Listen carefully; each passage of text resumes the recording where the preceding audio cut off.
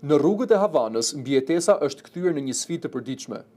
Mungesa e energjisë elektrike, ujit dhe karburantit po rëndon gjithnjë e më shumë jetën e qytetarëve kuban, ndërsa vendi përballet me një nga krizat më të vështira ekonomike të dekadave të fundit.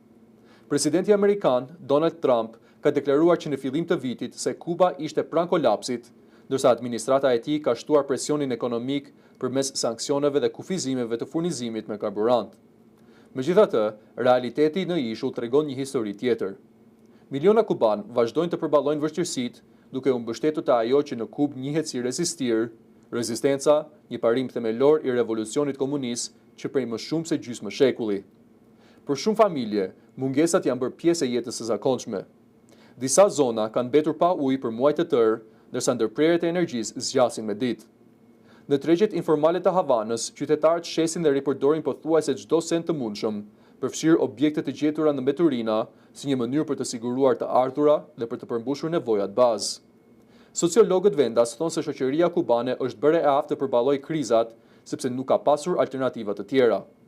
Megjithatë, paralajmërojnë se mungesa e karburantit po krijon pasoja gjithnjë më të rënda për ekonominë dhe jetën sociale.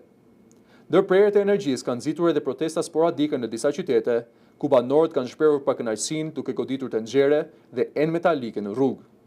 Megjithatë, autoritetet kubane vazhdojnë të mbajnë një kontroll të fortë ndaj çdo forme kundërshtimi.